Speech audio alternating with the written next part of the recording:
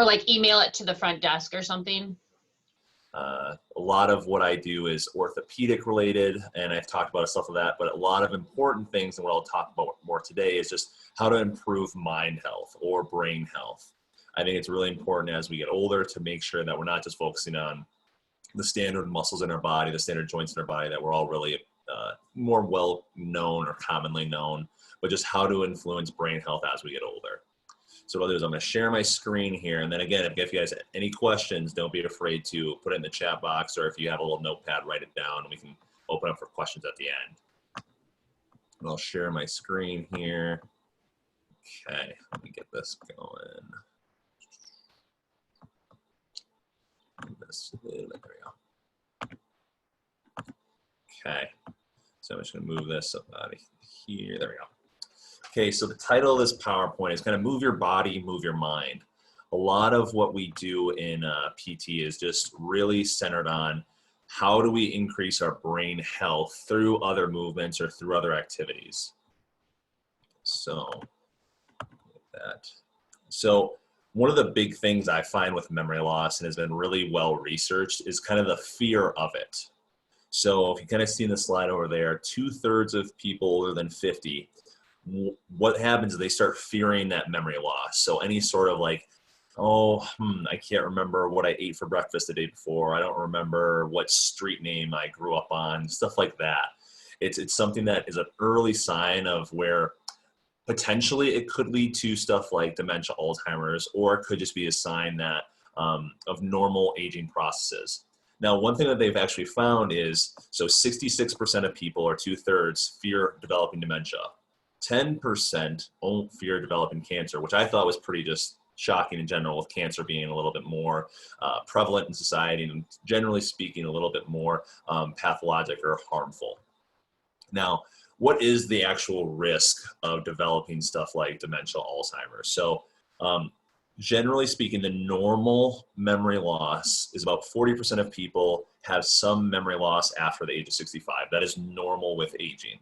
Now, to the degree of which we have memory loss or memory impairment depends on kind of how we do things throughout our life, as well as any injuries or what we do for fun, what kind of exercises we're doing. Now, the good news is about only 1% will progress to dementia. So I think that's really important. So memory loss is very normal as we age, but it doesn't mean that it's going to eventually be dementia or Alzheimer's or something more severe. It can, it definitely can, but it doesn't always mean, and generally a low percentage of it will develop. So that's something here. Now, what I have depicted over here is a little bit of a scan of the brain and what can happen in some of those disorders. So this is a normal brain here, and what it's showing is these really light red colored areas and green colored areas are areas of brain activity. So if you see over here, there's a lot of brain activity in the normal brain. Now, what you see a little bit of are these little black spots, some in this red area here, and that generally is an area where there is just not much, if any, brain activity. So as we get older, we start to lose the general color in these studies, which means we're not having as much brain activity going on, which can lead to stuff like memory loss, kind of that slow cognition, having trouble finding your words, stuff like that. Now, what you may also notice as we get older is these areas tend to get a little bit larger. Now, again, that is somewhat normal. Obviously, we would want less of that just to really optimize brain health, and I'll kind of get into how we optimize that in a second. But you see over on this right side here, there is a very large black area here, which really is the kind of hallmark for Alzheimer's disease. It really shows that there's decreased brain activity in the areas of the hippocampus, which I'll talk about in a second, which is the area of memory, as well as the amygdala area, kind of that midbrain area. Now, what we do to avoid that, and I'll get in a second, is a lot of general exercise and a lot of activities that stimulate thought and cognition. So going further into that, what can be done about our brain health with just not actually thinking about things, just actually exercise? How does exercise improve brain health? Now, there's been multiple studies that have shown that aerobic exercise is really important in improving both body and brain function. Now, the reason it does that is it actually stimulates the heart and lungs to work a little bit more. Now, how does that help? So with more heart and lung stimulation, we're bringing more blood flow to the brain in general. So more blood flow to the brain, more oxygen, more nutrients for that brain to just continually function. Just like you or I, where I would need a breakfast, lunch, and dinner, or some sort of food to make me keep going through the day, your brain does that with blood flow. So if we keep getting more blood to that brain, generally our cognition, our ability to think, our memory stays a little bit sharper, a little bit longer. Now, this slide kind of goes into the anatomy, the physiology of how it works. So if you remember on this slide, this area, that hippocampus area that is really hallmark to have decreased activity in Alzheimer's, with aerobic activity, the hippocampus actually increases in size. And that's really important because that area is really important for memories, emotions, and autonomic nervous system. So autonomic nervous system is kind of like our biological clock. So it allows us to have kind of a more regulated sleep cycle. It allows us to be able to control our body temperature a little bit more, stuff like that. So with it being able to increase in size with exercise, the idea is that it allows us to be able to have more control of our emotions, have better control of our memories, long-term and short-term, and then also be able to control our ability to have a good sleep-wake cycle, ability so we're not staying up in the middle of the night, but also be able to control our body temperature, just so if there's any sort of, obviously we're in the time of pandemic with COVID, so it's really important that we have a really strong autonomic nervous system so we can control our body temperature a little bit better. And anytime there's little changes, like if you had a small fever, our body can adjust a little bit better without any detrimental things happening. Now, other things it can do is it actually increases this protein that is in the brain. It's called our brain-derived neurotrophic factor protein. What that does is it's a protein that helps stimulate neuronal health and kind of creation. So as we get older, we kind of see, if I go back to that original slide, we start using certain areas of our brain a little bit less. So those neuronal areas get a little bit more impaired and they don't function as easily. Something? So when we are able to get our health and synthesize more neurons, it allows us to have better cognition. We can learn a little bit easier. We can kind of develop new tasks a little bit easier. We can start learning new things. Our memory is a little better. And then just overall a higher level of cognition. Now, and as I said in the last time, anytime you're doing exercise, you're increasing that blood flow. So blood volume to the brain, more oxygen and nutrients to the brain, which is exactly what we need for that brain to continually function day after day. Now, other things it can do is reduce just age-related loss of brain tissue. So that kind of goes back to this neuronal health and synthesis. It just allows us to mitigate a lot of that normal loss of aging here. So these black holes area of the brain waves that I was talking about don't get as large. They don't get as apparent. We're still using those areas of the brains a little bit more efficiently. Now, generally I put over here that something like 20 minutes of walking is enough to do all of this. And most of us do something like 20 minutes of walking during the day. Now, I'm going to kind of go into a little bit more specifics in a second about specific exercise that I would recommend. But other areas that exercise can improve that I haven't gone into yet is just executive function.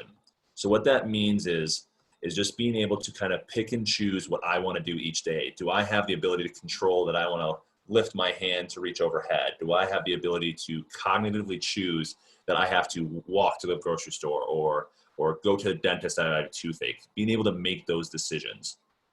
It also allows your attention span to be a little bit larger and just being able to focus your attention a little bit longer. I know a lot of the times, myself even included, sometimes I'm just space. I'll be sitting there cognitively focusing and then all of a sudden I'm like, wait, can you repeat that? I was not paying attention. That's what exercise allows you to do. It allows you to really focus your attention onto something that is important to you or may not be important to you, but it allows you to keep your attention there. Now, we talked about how it impacts memory and how it can improve cognition. Now, this is something that is very important as we get older, is the processing speed increases. I don't know how many of you have ever had this kind of feeling, but you feel kind of just like slower or delayed, like you're not able to do things as fast as you want to, whether it's something like exercise or whether it's something like being able to cognitively make a decision. Like if I have to get up and go to the bathroom, are you able to process that thought, stand up, get to the bathroom in time? Or does it take your body a little bit more time to kind of realize that it needs to get up? Now, other things that can help out with is reasoning. So the ability to kind of rationalize through different options.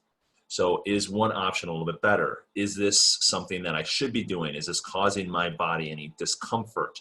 Being able to kind of reason and rationalize through those type of things is what exercise is really important with regards to brain health.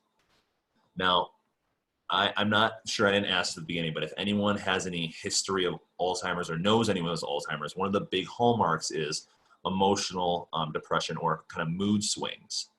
So one of the things that I always say that it's really important with exercise, it helps control your emotional urges. So you're not getting kind of in those more, I don't want to say outburst type modes, but being able to get really emotional really fast, whether that's anger, sadness, happiness. What happens as we get older is our ability to control our emotions gets a little bit either delayed or it gets shunted. So we can have a little bit more agitation a little bit quicker. We can get sad a little bit quicker, or we can just have an overall depressed emotional status. So we're a little bit more stoic all the time. And this allows us to kind of keep those emotions more regulated by us as individuals. So we can kind of selectively control it a little bit better. Now, other things we kind of already talked about, it improves your sleep and mood. So I don't know about you, but if I don't get a good 7 to 8 hours of sleep, my mood is not nearly what it should be some of the times.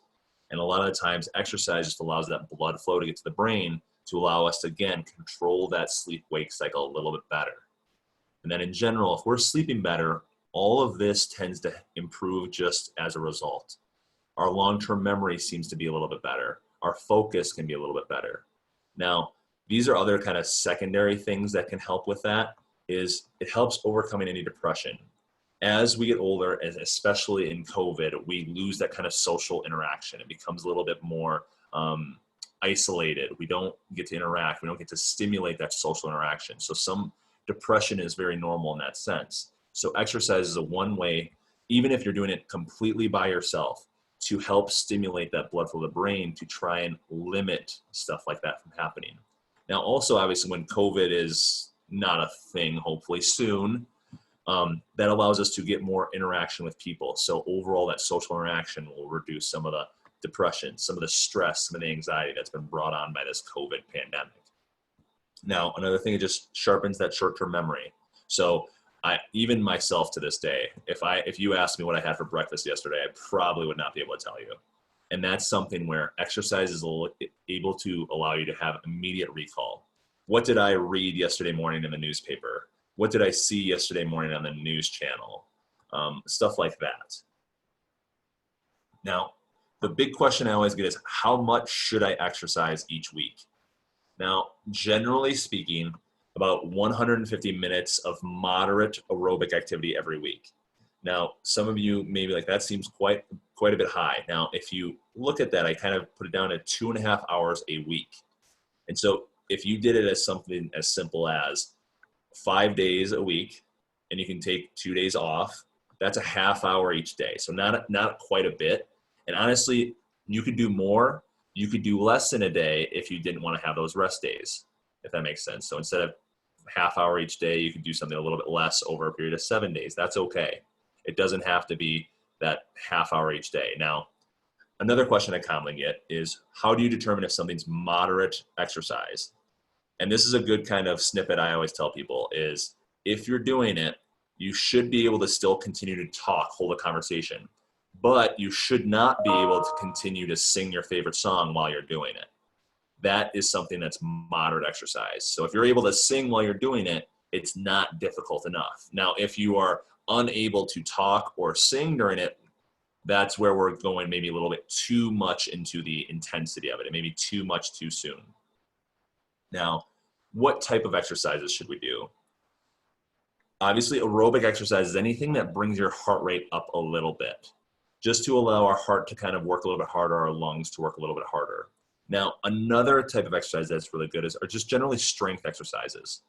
Now, I'll kind of go into a little bit more of those in a second, but generally speaking, anything you're doing to strengthen your body, your heart has to work a little bit harder to kind of pump blood to those muscles to allow them to work. So you're doing an aerobic exercise by doing strengthening. Now, other kind of things of importance is breaking up periods of inactivity. So in clinic here, I tell people if you're sitting for 30 minutes, if you're standing statically for 30 seconds, that's just too long. And now I'm not saying get up and do that 30 minutes after every 30 minutes kind of thing, but just something to change that static positioning. So if you're in a chair for 30 minutes, it could be something as little as standing up and then sitting right back down. It doesn't have to be anything crazy. If you have to stand up, go walk to the kitchen and walk back, that'll be even a little bit better. But just breaking up those periods of inactivity, because when you're inactive, the heart doesn't pump as hard. It doesn't have to work as hard, so it gets a little bit more sedentary, a little more static. So our blood flow to the brain, our blood flow to our body doesn't have as much optimization. Now, these are different aerobic exercises that I have found that have been pretty commonly done and are pretty consistently done just across a lot of populations that are pretty easy to do. So we have walking. I always tell people, especially at this time of year, that walking becomes a little bit harder because obviously we're limited with the space. I don't want anyone especially with balance issues, walking outside on snow or ice. Now, if it's something like the other day where it was like 40 degrees and sunny, I think that's not a bad idea, is to get out and walk, because it's going to be that open air. You're going to have more oxygen. You can get out of your house, obviously a little bit safer, that kind of thing. Now, other options are things that we generally can do every day anyways, like pushing a lawnmower. That's something that a lot of us have done or continue to do that is pretty aerobically intensive. And it allows us to keep our heart rate up a little bit so that we get these sustained benefits for our brain. Now, other things that I've put on here that some people have enjoyed doing that I've talked about is water aerobics. Now, a lot of people, when they do exercise, feel really limited because of either joint pains, stiffness, issues with that. And water aerobics is a good way to really allow us to tolerate those type of activities better. The buoyancy in the water allows these movements to be a little less painful on like our knees, our hips, our ankles, our back. Because what happens is the water actually gives us a little bit more room for those joints to be comfortable. And the impact from us being on the ground and weight bearing is a lot less. So it's generally pretty well done. Beyond those, I usually just say whatever you enjoy doing that is active, whether it's dancing, biking, tennis. I have a couple of patients right now who enjoy canoeing when it's a little bit warmer out. All of that is really appropriate to help give that aerobic kind of system a little bit of a workout, sending more blood to that brain, allowing that brain to be a little bit more functional, a little bit longer. Okay, so these are some more specific strengthening exercises I have patients do. Now, I always tell people, you don't want to just strengthen one thing. Now, what I mean by that is a lot of people, when they're doing strengthening exercises, they do kind of what they would normally do, and they do what they're good at. Like for me, for example, my upper body is fairly strong. My lower body, not as strong. So when I go to the gym, I tend to find myself doing more upper body exercises because I'm more successful at them, which in actuality, we want to try and do the things that are a little bit more challenging for us. That allows our heart to be tested in a little bit different way. And if our heart's tested in a little bit different way, the aerobic benefits are a little bit more. More aerobic benefits, again, more brain stimulation, more blood to that brain, and in general, better health for our brain. Now, if you look over here, all of these exercises are generally pretty functional ones. I try to think that you don't have to have a big giant dumbbell or a big weight set to accomplish exercise. Your body weight is more than enough at most scenarios. Now, I just kind of have some guidelines I like to follow when I'm doing any strengthening exercises.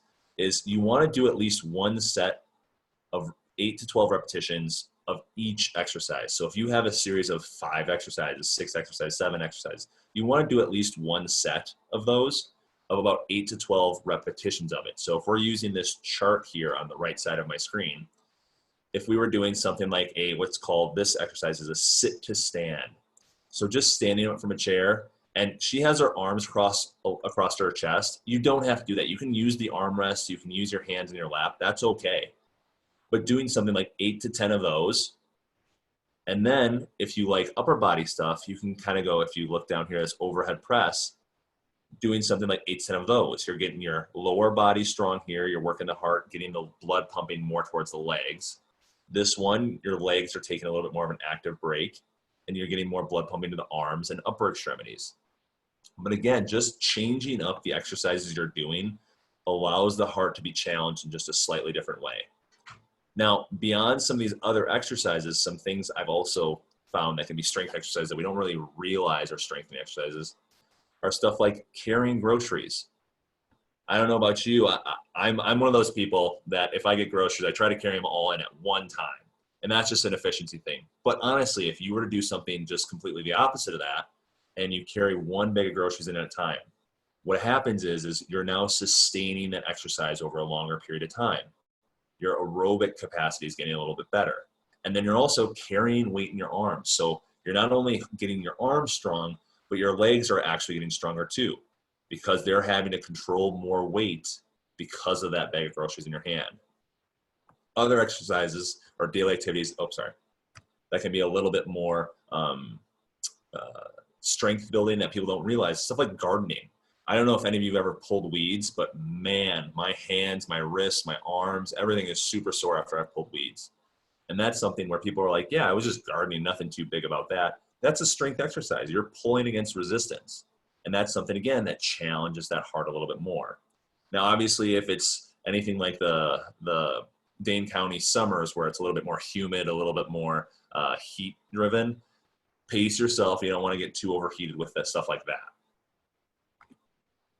Now, and I can send these over to Lisa next or after this, but these are just some online exercise links for different exercises, different impact workouts that I found that have been generally pretty safe, but also pretty helpful. So I'll forward this over after the PowerPoint. Now, these are other options too. If obviously COVID is kind of making this a little bit more difficult, but other opportunities for exercise classes in the community. I know the Verona Senior Center has a bunch of different classes that they offer for stuff like that. And it is just something that, one, gets us more social, but also two, it gets us that general exercise, but also it has somebody, a professional like myself, that can monitor these exercises to make sure that you're doing them right. Because exercises are all really good. We just want to make sure that they're being done right so they don't cause a little bit more ache or any more pain if they're not being done correctly. Now, one program that I've been a part of and is a really good one with regards to just building that aerobic capacity is the Stepping On program. I'm not sure if they've had it at, okay, yeah, I'm getting a thumbs up. That's one that is really good just as we get older for balance and general aerobic abilities. It's something that I haven't been in touch with a couple of coordinators about it, but I know that once everything gets going, they'll start rolling them out again, I'm fairly sure. But other factors to consider with regards to brain health. So stress. Stress is one of those things that everyone at some degree has some sort of stress in their life, whether it's related to what's going on in politics right now, whether it's related to a family issue, a family death, whether it's related to being in a little bit more isolated times because of COVID.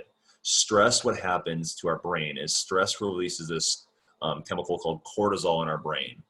What that does is that actually creates more of a lactic acid buildup in our joints and in our body, and it actually creates less of that protein being developed in our brain. If you remember that protein, it helps develop our brain growth. So if that is happening, if we're really stressed for a longer period of time, our brain isn't able to function the way it should, and it's not able to heal itself and continue to prosper in that environment. So trying to decrease those stressful stimuli, I should say, is very important just outside of exercise. Now, healthy diet is very important. We want to try to minimize a lot of the, unfortunately, red meats, a lot of the unhealthy fats, a lot of the cholesterol, and a lot of what we want to do is kind of get more of the healthy fats like nuts, avocados, green leafy vegetables. You can see in this picture, broccoli, a lot of fruits, vegetables, and a lot of turkey, chicken, kind of the white meats, and then also salmon, tuna, the more lean type of meats are really important to kind of have a healthy diet. Now, one thing that I haven't touched on that is very, very important with regards to brain health as we get older is mental stimulation.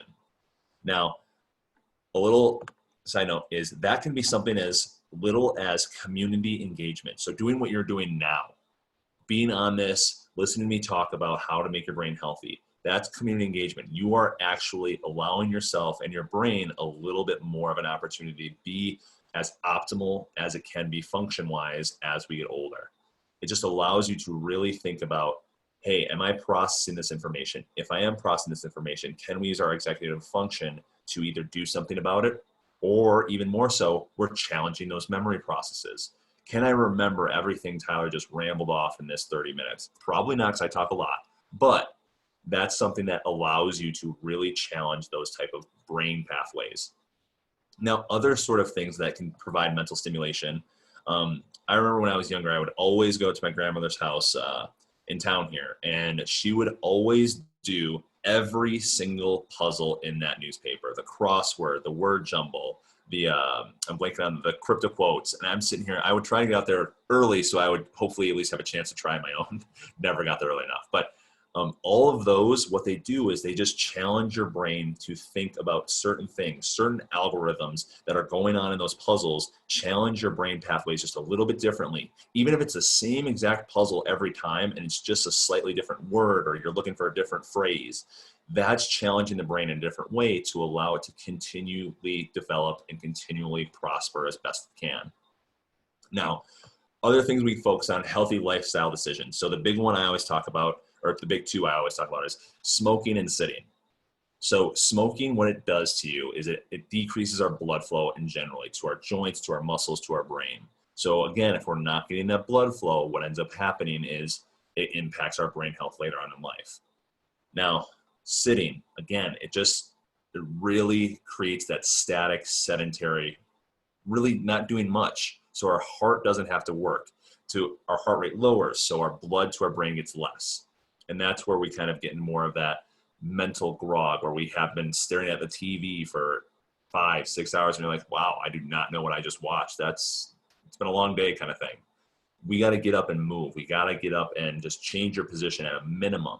But then also kind of getting into those aerobic exercises so that if you do find yourself, and I'm guilty of this too, find yourself in front of the TV a little bit longer, you can remember it a little bit more. You understand that, hey, like I need to get up, and it's that executive function that's there a little bit more that allows you to be like, all right, I'm realizing I've been here for a little bit too long. Let me stand up. Let me walk to the kitchen. Let me come back. Other things that are important are regular doctor checkups. Now, I'm going to flash back to this slide. Regular doctor checkups are so important. And the reason why is this is normal with aging, this mild cognitive impairment. This is normal.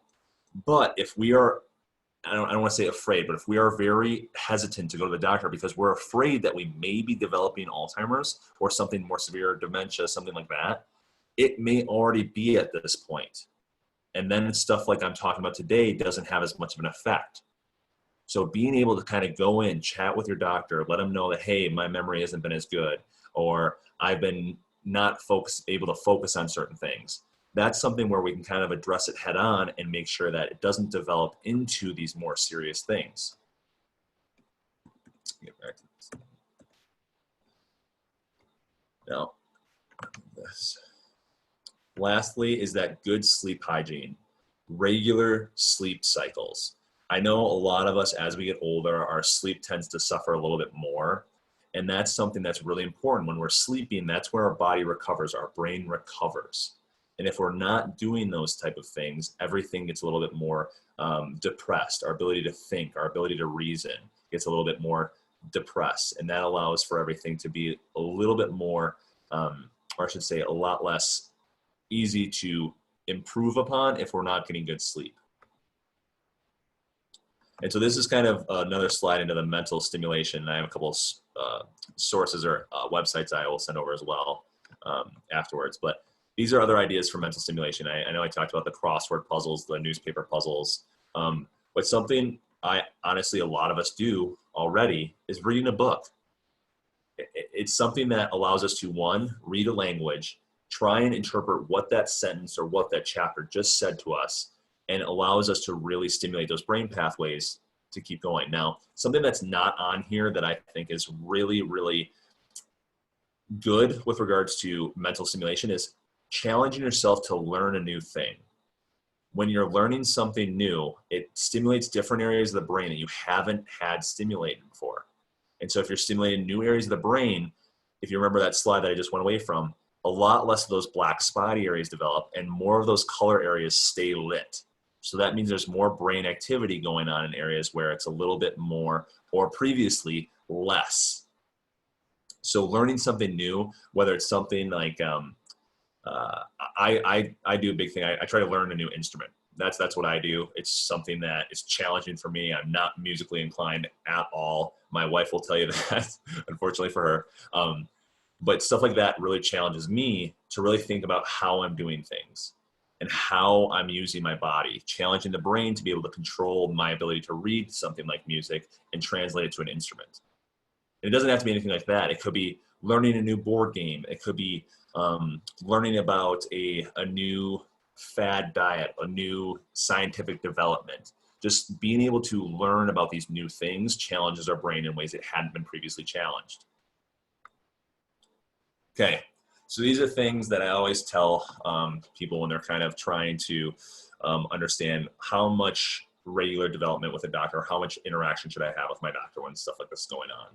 So if you're starting a new exercise routine, I always tell people, let your doctor know. They're not going to be mad at you for saying, hey, I'm starting a new exercise routine, doctor. They're going to be like, all right, heck yeah, let's get after it. Now they may say, hey, I know that you've had a history of this, so let's be cautious with other things, or let's be cautious with how you're doing it. And that's something where it just gives you more feedback on what's safe to do, not necessarily with your brain, but with overall cardiac, lung, if you have something like osteoporosis, osteopenia, stuff like that, where they can kind of get an idea of like, okay, you're starting this, I would recommend potentially doing that. And honestly, you can come to me and I will tell you some of that same stuff, what's beneficial, what would not be, and what's more dangerous, what's not dangerous. That's something I'm more comfortable with too. But again, let your physician know if you are. Now, things that you want to also do is if you're feeling like your memory is not as good, or you're having what I call as a cognitive decline, you're not able to make those decisions, you're not able to reason through things, you're not able to kind of think about how you want to carry out your activities each day. That's something you want to talk to your doctor about. It can be indicative of something like Alzheimer's or dementia. It can also be indicative of something even more acutely severe like a stroke or something like a brain bleed, where that's something where we want you to get that attention immediately just to make sure we address it and doesn't go any further. Now, other things you can think about is the diet we were talking about, a good healthy diet for the brain. I rattled off a couple of a couple of foods, different food groups that are beneficial, but a lot of it can be not as tailored to the individual. I tell people when you're starting a new diet or thinking about doing a new diet, it's got to be tailored to you. I personally, I'm not a big green leafy vegetable guy. So that adding to my diet doesn't seem too practical for me. So I have to look at other avenues that allow my brain health to grow that necessarily don't include those green leafy vegetables. And that's something that's okay. Some of you may not like fish. If fish is something you don't really like, something like fish oil is another thing to add in without necessarily enjoying the fish. Or how to stimulate other food groups or add in other food groups that allow for those type of things and those benefits to be achieved. And that is all I really have with regards to the PowerPoint. I see that there's a chat. Good question. Okay. So from Jan up, she asked in the chat, can you move towards Alzheimer's disease or dementia more quickly if you've had a brain bleed? The simple answer is no. There is no real research evidence that proves that a brain bleed will lead you closer to dementia. Now, the big things that happen with brain bleeds is it can lead you to a little bit more of impaired brain pathway function. And that's usually in the area that the brain bleed occurs. Now, generally speaking, what I do with stuff and in patients who have had a history of brain bleed is I really try to challenge them with regards to learning new tasks, because the brain is one of the only organ, it is the only organ in our body that can actually develop new pathways. So for example, what I mean by that is, let's say you have a heart attack. once that heart attack happens, that area of the heart is now unfortunately dead, and there's no way around it. You can't get a new area of that heart. You can't put in a new area. With regards to the brain, it's such a sophisticated organ in the fact that if you have something like a brain bleed, a stroke, or anything like that that damages an area of the brain, that area again is damaged, and you can't change that. But what you can change is let's say that area of the brain controlled your movement of your hand.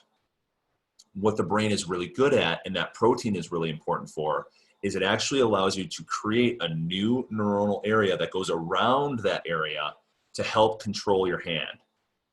It's not perfect, but it takes time. It takes that kind of learning new things, that really challenging the brain. What we do here in therapy with regards to stuff like brain bleeds like that is we actually use stuff like mirrors. So when you use something like a mirror, let's say I'm doing the hand thing again. What I would do is I would use my good hand, so I'll use this as my good hand. And I would say if I have trouble closing my hand that had a brain bleed, or the area in the brain that controlled my hand movement, I should say, what I do is I use a mirror right in the midline of my head here, and I watch myself move my hand, my good hand, and I also look into the mirror. So it looks like my other hand is moving. What ends up happening is it creates that new pathway development, or starts to create that new pathway development. And eventually what can happen, not always, is that other hand can start to move a little bit. And that's because those new pathways develop.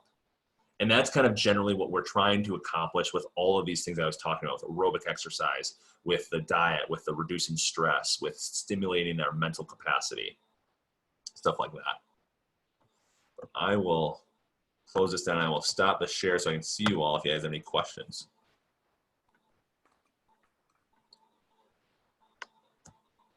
And then if you do, I think you guys are all on mute still, it looks like, besides Barb. Barb is off mute.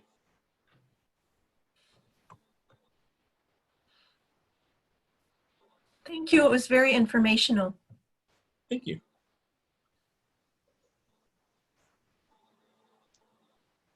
Tyler, I had a quick question about weight loss. I get, questions about that often. So obviously exercise and diet both go together, but would you say one is more of a focus with actual weight loss, like what goes into your mouth? Is that more important for the weight loss aspect than the exercise? I've had people ask that question to me on a regular basis.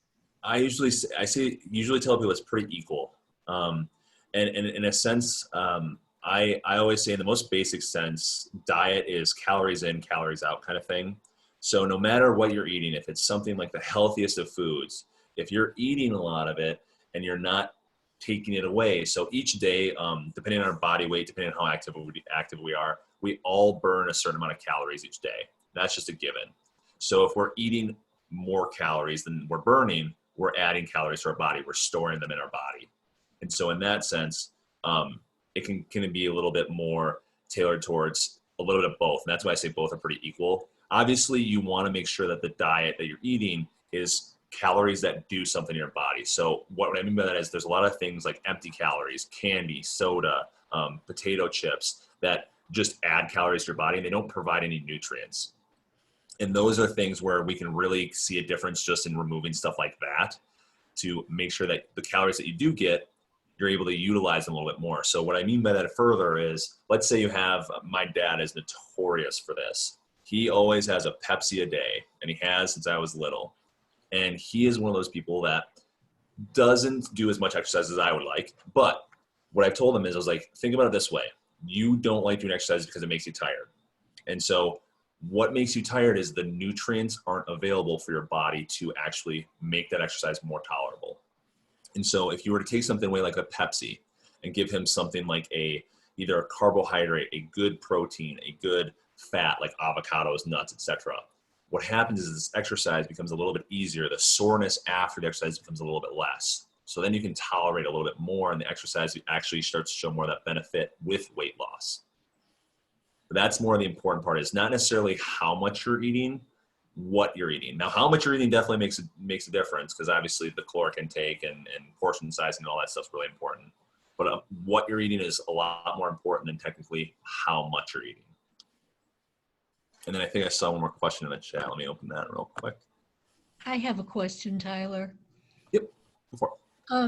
If you start implementing some of these changes, does that mean your brain actually builds up, or does it mean you're static at where you are? Now, the easy answer is you're technically building up, but I use the analogy. It depends on how much you're doing. So as we get older, you remember in the earlier slides, we generally do have that normal cognitive memory associated decline. So if you think about it kind of like a bathtub, there's always a little bit emptying out the bottom just as we age. So we got to really focus on how much we're adding in at the top. So if you're adding in the same amount as that's emptying, then it stays the same.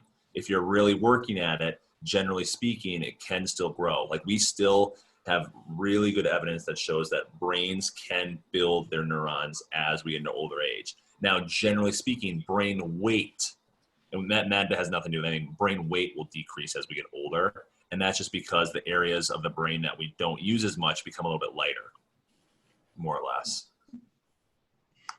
Then I think I saw a question from Joan in the thing. Can weightlifting be included in the 30-minute period of exercise, or does it have to be separate? No, it can be included. It definitely can be included. With strengthening exercises, a lot of it is just generally taxing the heart a little bit more. The big thing with aerobic exercise is usually the difference is it's sustained exercise. So with strengthening, a lot of people, and I use the analogy, you go to the gym, you see the big bodybuilder who's lifting a ton of weight, and he takes like a 20-minute break after he's done. That is not aerobic exercise. That is something he just exerted himself to build strength, but not to build aerobic capacity. What you want to do with strengthening is be able to kind of sustain it a little bit longer. Like if we use that 30 minutes a day or 30 minutes a day for 5 days, being able to sustain that exercise for 30 minutes in a row. Or if you're not able to do that, building up to it, like 2 times 15 minutes a day, something like that. And that can be strengthening, that can be gardening, that can be that carrying the groceries in. That all counts. That all is counting towards that 30 minutes.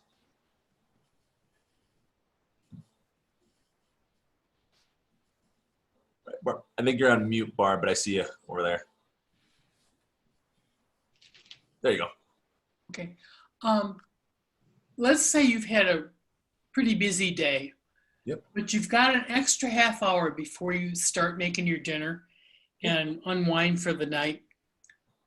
Would you exercise for a half an hour, do mindfulness meditation for a half an hour, do Sudokus for a half an hour, or read for half an hour? That is a great question. So I would say, what are you planning to do for dinner? If it's something like a Thanksgiving meal, I would say do something a little bit more like the mindfulness, doing like a crossword puzzle.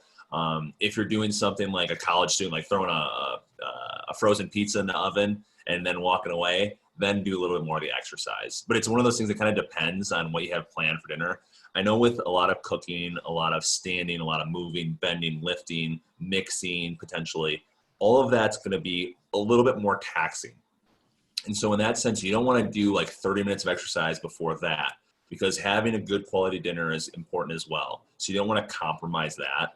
But if you were planning on just going and having leftovers, so you just have to put it in the microwave for 1 minute, 30, 2 minutes, that's something where you can do something more like that aerobic exercise. But if you're going to do something like that really good meal, Thanksgiving, Christmas type meal, that's something where I would say probably do a little bit more of that mental stimulation type stuff, like either the yoga, the crossword puzzles, the word searches, the playing an instrument type thing. How many hours? I like how, Sorry. no, go ahead, Claire, go ahead. How many hours before bed should you exercise? I know you shouldn't do it probably directly before sleep, but how many hours before that can you exercise? I usually, so you'll talk to different people and they'll say different things. I usually say try and give yourself at least an hour before you go to bed. So you can have an hour to kind of wind down, because again, we are stimulating that heart rate. So it's really hard to go to bed if your heart is pumping pretty fast. So what you want to do is give yourself that hour a little bit for everything to kind of settle down, let your heart rate kind of go back to normal. And then that typically is something I would say at least an hour, give yourself an hour. So if you're going to do a half hour of exercise, you go to bed at 9, make sure you start by 7:30. You can be done by 8 kind of thing. Even if it's a walk, you still should wait an hour? It depends. So again, it's got to be that moderate aerobic exercise. So if you're walking at a quick pace where you're, again, I use the analogy where you're able to talk to your buddy that you walk with, but not be able to sing your guys' favorite song, that's a good, appropriate, moderate exercise. Now, if you were doing something like a little bit more of like a leisure, like walk through the park where you're like, that looks like a beautiful sunset, that kind of thing, that's something where you could do it a little bit closer to your bedtime. Okay, thank you. I enjoyed your presentation. Thank you. I have a question. Mhm. If someone has had brain damage from a concussion, Yep. are they vulnerable to having Alzheimer's later? Not vulnerable, but generally speaking, I always tell people if you've had a brain injury before, generally speaking, it can create an increased risk for developing it. Now, I usually tell people who have had concussions that I work with that you have to do a little bit more directed mental stimulation. You have to really challenge that brain a little bit more. But if you do stuff like that, it doesn't show that it increases your risk of developing later in life. But you do have to work a little bit harder to maintain those other areas of the brain to help make sure that those other pathways, like I was talking about with the brain bleed, can stay kind of developing and also stay as optimal as possible. Okay.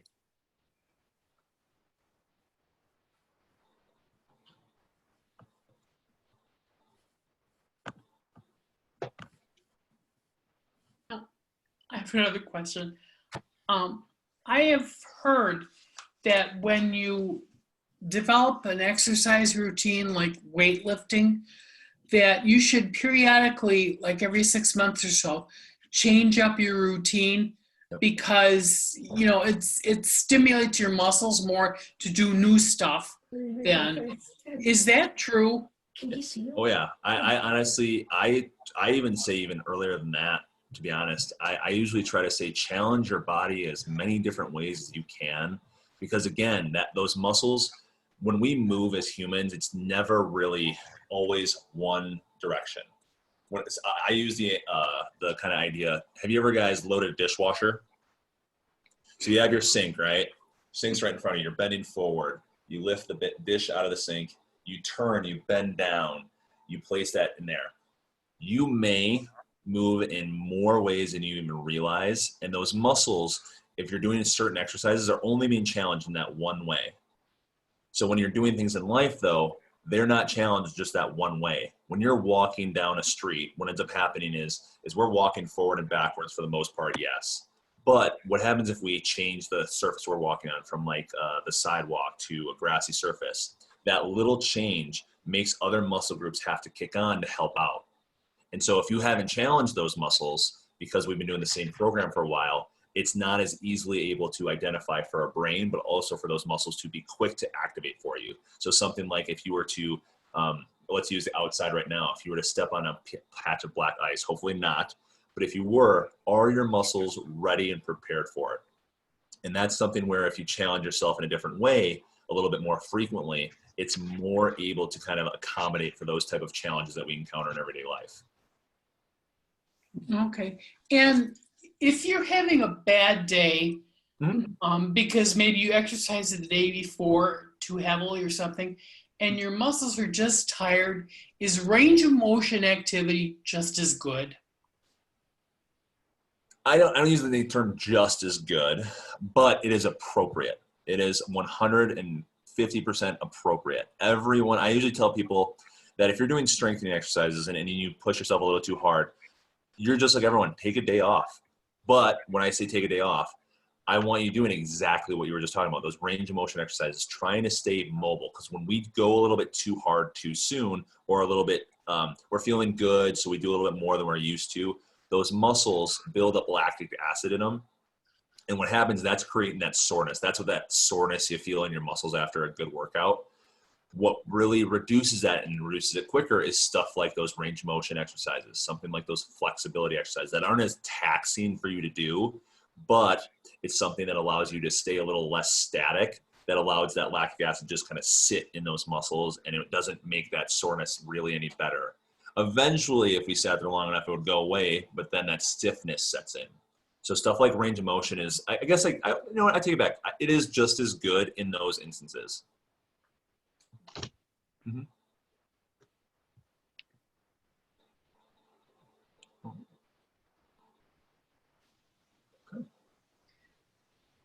Well, Tyler, thank you. You're always a great speaker, so keep it going. You do a great job. And I agree with Tyler, just move your body. I love how he said every 30 minutes, like at my desk, I have an alarm. I get up every 45 minutes actually, because that just works a little better for me, but I get up every 45 minutes. I might just walk to the kitchen and back. I might go for a quick walk outside. Like he said, stand and sit down. But I think part of what we have to be careful for is that we're not too sedentary, right? Maybe you didn't get a workout in that day, but at least you got up and moved continuously. And I think that's really, really important. So yeah. Tyler comes back to us in March with a mystery topic. I'm not sure what he's going to be talking about yet in March, but he will be back with us on March 12th. He's actually going to be doing, are you doing every other month for us this year, Tyler? It's I either, can't it was even honestly remember. either I just every, know we're having, I was gonna say it's Sorry, either go every ahead. month or every other month from my memory. I have to look Yeah. back at the email, but yeah, I don't think it's every month. We got to give him a break once in a while, right? But yeah, I think we have him coming every other month in this 2021 year. So keep your eyes peeled in the Chronicle, but he will be coming back March 12th. And as always, we just enjoy your information. So yeah. thank you guys for having me. You guys have a great weekend, and I don't know if any of you guys are Packer fans, but go Pack Go. Absolutely. Will it be the same time? Chuck's like, yes. Oh, will it be Thank the you, same Tyler. time that he's coming back, or you don't know? What was that, Claire? Will it be the same time that he's coming back? Let think me so. look really quickly. Either I think it's right usually around. always around the same, like around 11, yes, 11 o'clock. Okay, He'll be thank you. back. So we'll just plan on kind of that same time for him if that, because, you know, you're going to get a huge following, Tyler. And the next thing you know, you're going to have, you know, an Instagram account and all kinds of people following you. So yes, March 12th, it's a Friday again at 11 o'clock. And we Okay, will let you know the topic in the March Chronicle. Okay, thank you. Elisa, when will the Oh, next you- no falls class be?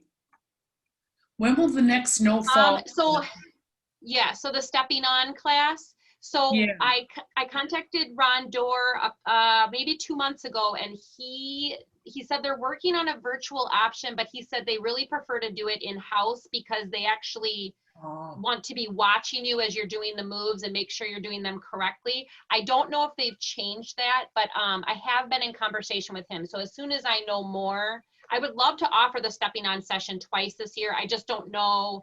We might have to do smaller groups in-house or look at a virtual option or maybe a combination of both. But I will keep you guys posted on that because I think that's a really good program. So Thank that you. was my long-winded answer, sorry. So yes, we are working on that. But you guys, the exercise links that he sent you, that Tyler just sent you, go to those links because those are things you can practice at home. You know, start now, even if it's chair squats, you know, standing and sitting. I haven't sent them just yet. I will send them in the next 10 to 15 minutes. Oh yeah, no, not yes, but go to those links.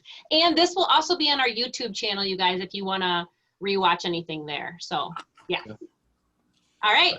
Thank you, Tyler. Everybody have a Very, good very day. Good. That was great. Usually I have questions. YouTube, how do you You access YouTube? You just go YouTube Verona? How do you access YouTube? So if you go to Verona Senior Center YouTube, it'll take you right there. And there's all kinds of videos from past speakers, exercise classes, music, all those things. Oh, great. So, and the information is also in our Chronicle. I believe the YouTube information is on page 13 in our Chronicle. And you can see it on the website. Okay, thanks a lot. Appreciate the info. No problem. Bye. Bye, everybody.